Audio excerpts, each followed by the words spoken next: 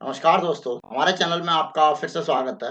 दोस्तों, पिछले काफ़ी समय से मेरे सब्सक्राइबर का व्यूअर्स के कमेंट आते रहते थे कि आप स्पेशल अलाउंसेस से रिलेटेड कोई वीडियो बताइए और स्पेशल अलाउंसेस के केसेस की आज की डेट में क्या पोजीशन है, उस पर भी वीडियो बनाइए। तो मैं काफ़ी समय से देख रहा था कि इस संबंध में कई हाई कोर्ट्स में केसेस भी चल रहे थे और उन केसेस को क्लब करने के लिए आईबीए ने सुप्रीम कोर्ट में रिट दायर की थी और आईबीए के रिक्वेस्ट के बेसिस पर सुप्रीम कोर्ट द्वारा सारे केसेस को दिल्ली हाई कोर्ट में ट्रांसफर करने की बात की गई थी और इस प्रोसेस में काफ़ी केसेस दिल्ली हाई कोर्ट को ट्रांसफर हो भी गए और कुछ केसेस अभी भी पेंडिंग पड़े हुए हैं। लेकिन सुप्रीम कोर्ट ने बाकी केसेस को अबियंस में रख दिया था क्योंकि ये मल्टीप्लिसिटी ऑफ केसेस चल रहे थे, किसी कोर्ट में क्या चल रहा था, किसी में कुछ। तो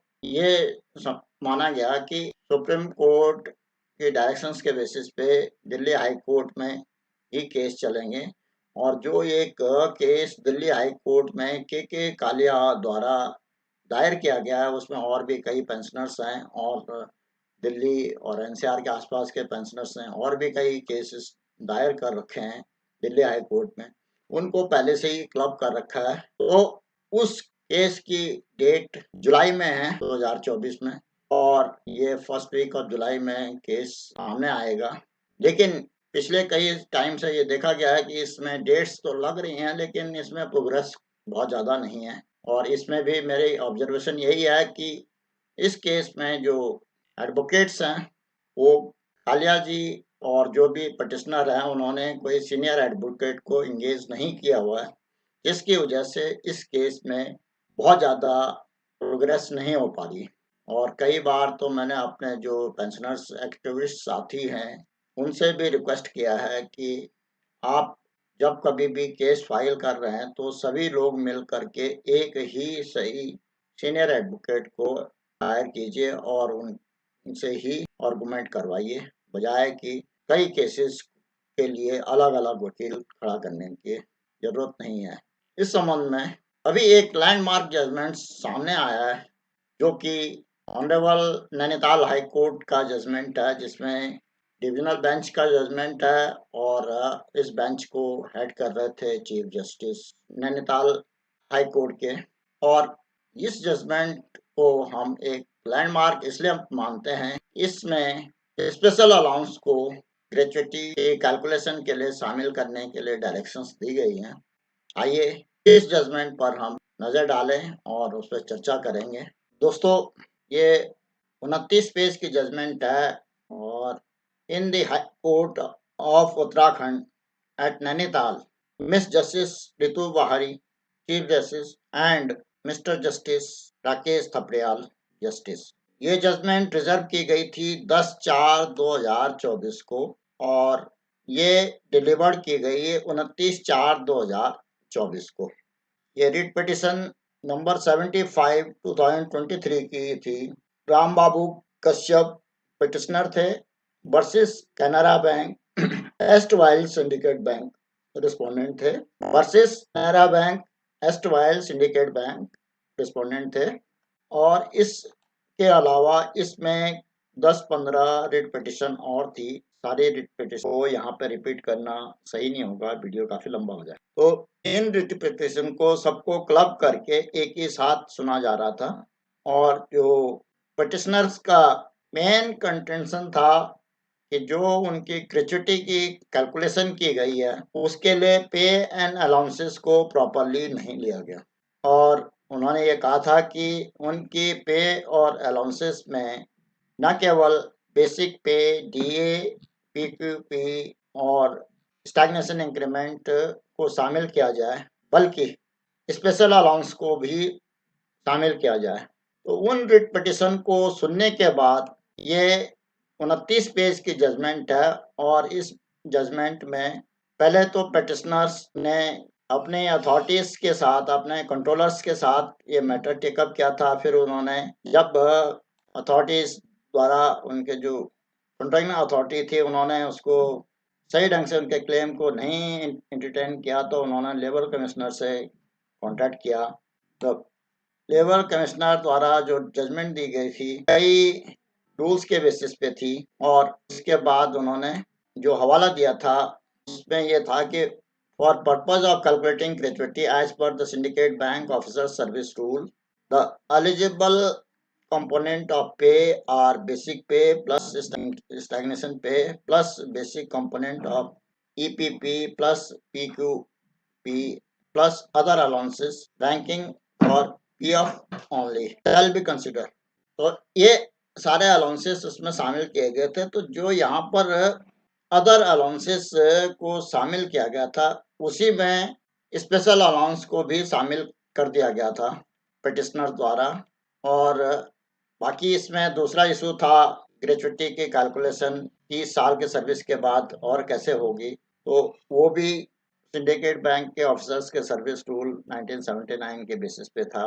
उन दोनों के लिए ये पिटिशन डाली गई थी, और उस पिटिशन को सुनने के बाद इसमें जो पिटिशनर द्वारा इसमें रिक्वेस्ट किया गया था कि bank has wide impugn order dated 6 May 2019 declined the claim of 45 days additional amount of pension for each completed year of service after completion of 30 years service, and has allowed only 15 days additional amount for each completed years of service after completion of 30 years service by officer. Against the impugned order dated 6th May 2019, the petitioner approached the controlling authority after registration. The registered case number is case number D36 bracket 32 2019 ALC। तो इस तरह से ये labour commissioner के सामने case file कर दिया गया, और उस केस के बेसिस पे ही अवार्ड किया गया था। Gratuity was awarded to the tune of 15,22,042। The claim of petitioner for additional sum of 45 days for each completed year after completion of service of 30 years was not allowed। ये labour commissioner द्वारा उसको allow नहीं किया गया था। तो इसको शामिल करवाने के लिए फिर मिस्टर कश्यप ने अपना केस हाई कोर्ट में डाला, और नैनीताल हाई कोर्ट द्वारा उस केस को पूरी तरह से सुना गया। इसमें एक इम्पोर्टेंट बात ये थी कि कश्यप को जो 15,22,042 रुपये ग्रेचुइटी अलाउ किया था लेबर कमिश्नर ने, और जो कि पहले 11,87,100 ही दिया था बैंक द्वारा, ये 3,34,942 रुपये पर 7% ब्याज देने की भी बात की गई थी 12/10/2014 से, जब उनको पहला ग्रेचुइटी का अमाउंट दिया गया होगा। इस ऑर्डर के बाद जब उनको ये लगा कि इनको जो 45 दिन की सैलरी के बराबर ग्रेचुइटी और पे होनी चाहिए थी उसको नहीं दिया गया, तो 30 दिन का जो 30 साल से लेकर के 36 साल की सर्विस तक पीरियड था उसके लिए 45 दिन की ग्रेचुइटी के लिए उन्होंने क्लेम किया था। और उस क्लेम को फाइनली ये कई मैटर्स को डिस्कस करने के बाद कोर्ट द्वारा अपने पैरा 29 में डिटेल में जजमेंट दी गई, और उस जजमेंट में इस जजमेंट को यदि थॉरली देखेंगे तो इसमें कई केसेस को डिस्कस किया गया है। मैं इंडिविजुअली उन केसेस को डिस्कस नहीं करना चाहूँगा क्योंकि उसमें काफ़ी समय लग जाएगा। आप को मैं इस वीडियो के डिस्क्रिप्शन में उसका लिंक दे दूंगा, तो आप सभी जजमेंट को भी देख सकते हैं और इसके रेलेवेंस को भी देख सकते हैं। इसमें एक इम्पोर्टेंट जजमेंट है राजस्थान मरुधर ग्रामीण बैंक जो Jodhpur versus appellate authority civil writ petition 7359 of 2019 decided on 16th October 2020, इसको भी डिस्कस किया गया। इनमें भी वही सैलरी और अलाउंसेस का फैक्टर था। इस तरह से ये सारे जजमेंट को ध्यान में रखते हुए इनमें से कुछ जजमेंट रेलेवेंट थी, कुछ नहीं थी। तो जो रेलेवेंट जजमेंट था उसको ऑनरेबल चीफ जस्टिस के बेंच द्वारा इस केस में माना गया, और उसके बाद जो जजमेंट का जो मेन रेलेवेंट पोर्शन है उसको मैं आपको दिखाना चाहूँगा। ये पैरा 26 में जो लिखा है, in the present case as per the impugned order dated 17 December 2021, Annexure 4, the appellant authority had partly allowed the appeal of Sri Ram Babu Kashyap by including basic pay and DA for the purpose of calculation of gratuity and awarded 5% interest. 27th para में है, in the judgment of Honorable Supreme Court in the Regional Provident Fund Commissioner to West Bengal Supra, while dealing with the employees of the bank, it has been held that the definition of pay was an inclusive definition, which means that the basic pay not only include stagnation increment but also other component of basic pay, that is the special allowance. ये crux of the observation है, और इस observation को काफी हद तक यहाँ पर अप्लाई किया गया है। Similarly the Madhya Pradesh high court in Madhyanchal Gramin bank and others supra and the Kerala high court in Murali Mohanan K T and others supra have held that the exclusion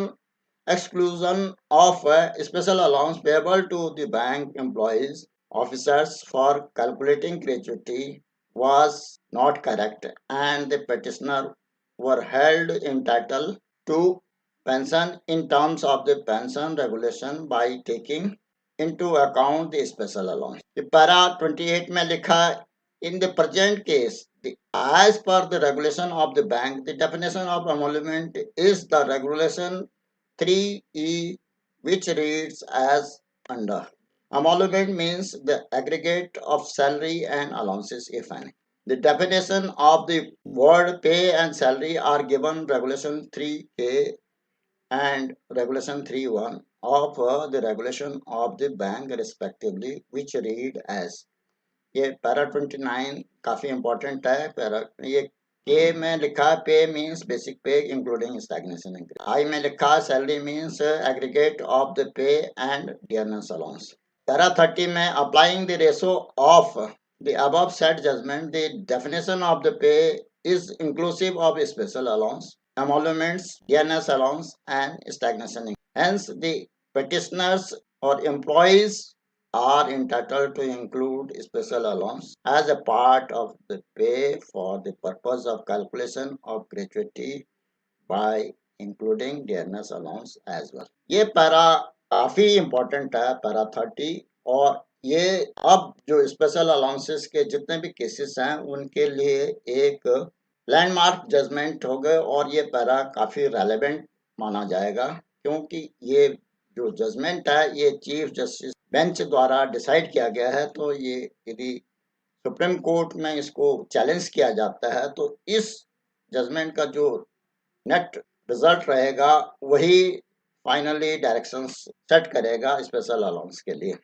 para 31 में लिखा है, the second ground taken by writ petitioner is that the payment of the interest could not be reduced from 10% to 5%. Even on this aspect, the Honorable Supreme Court in Y.K. Singla and versus Punjab National Bank and others civil appeal number 9087 of 2012 decided on 14th December 2012 and D.D. Tiwari versus Uttar Haryana Bijli Vitran Nigam limited civil appeal number 7113 and 2014 and assistant commissioner commercial tax department work contract and leasing Kota versus Shukla and others and brothers 2010 और SCC 785 has consistently held that the rate of interest cannot be reduced once it was granted by the prevalent rule of the bank. Hence, in the present case, the petitioner employees are entitled for interest at the rate of 7. तो इस तरह से ये 7% interest rate भी उनके लिए decide कर दिया गया, जो कि पहले 5% कर दिया था, उसको 7% कर दिया गया। तो इस जजमेंट का जो ये पोर्शन है ये भी काफी रेलेवेंट है। Judgment referred to by counsel for the Canara Bank, which is Bid District Central Cooperative Bank Limited versus State of Maharashtra and others, 2006 8 SCC to 514 will not be applicable to the fact of the present case, as in that case the Supreme Court was not examining the definition of special allowance. Emoluments pay and salary of bank employees. It was examining the option exercised by the employees of the bank. The Honorable Supreme Court was examining the provision of banking regulation which had been opted by the employees at the time of joining the cooperative bank. It was held therein that the employees thereafter could not claim the benefit of calculation of gratuity under the Payment of Gratuity Act 1970. Canara Bank in the present case is bound by their regulation for the purpose of calculation of gratuity, and that is not being disputed by the bank employee. The judgment of the Calcutta High Court in the Paschim Banga Grameen Bank and other versus Chinmay Majumdar and others, FMA 657 of 2020, decided on 4 February 2021 cannot be made applicable in the fact present case, as the Calcutta High Court in that case was dealing with the definition of pay as per the regulation with the respect of the officers and employees in the matter of calculation of gratuity. It was held that once the employee had accepted the entitlement under the regulation, in that case they could not claim the benefit of the definition of pay which was applicable to the officer. Given this judgment is not applicable, as in this judgment and the Calcutta High Court was not examining the definition of pay for the purpose of calculation of gratuity, this aspect has been considered in detail in the judgment of the Honorable Supreme Court in the Regional Provident Fund Commissioners 2 West Bengal versus Vivekananda Vidya Mandir and others.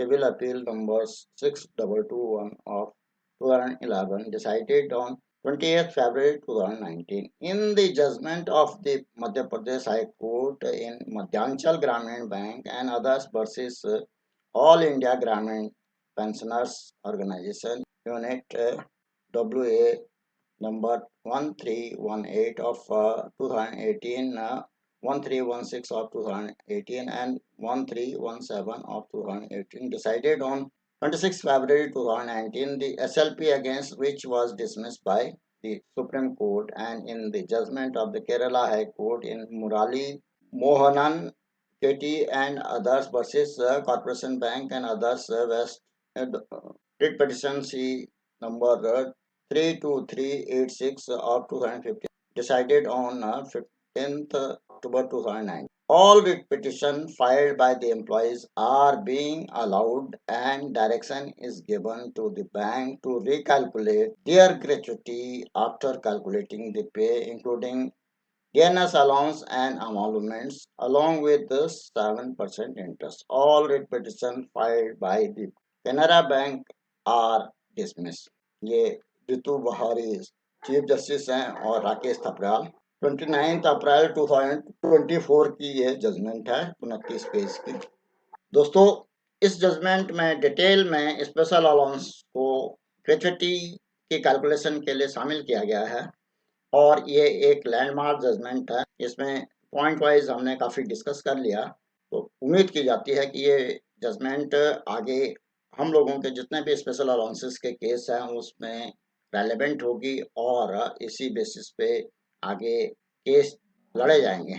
आशा की जाती है कि ये video आपके लिए लाभदायक सिद्ध होगा और आपको पसंद आया होगा। अगर पसंद आया तो इसको लाइक करें, साथ ही अपने दोस्तों में शेयर भी करें और कोई जानकारी के लिए अपने कमेंट अवश्य करें। फाइनेंशियल लिटरेसी से संबंधित, बैंक से संबंधित, बैंक पेंशन से संबंधित, गवर्नमेंट की स्कीम के बारे में जानने के लिए, बैंक की स्कीम के बारे में जानने के लिए इस चैनल को सब्सक्राइब करें और अगर आपने अभी तक सब्सक्राइब नहीं किया।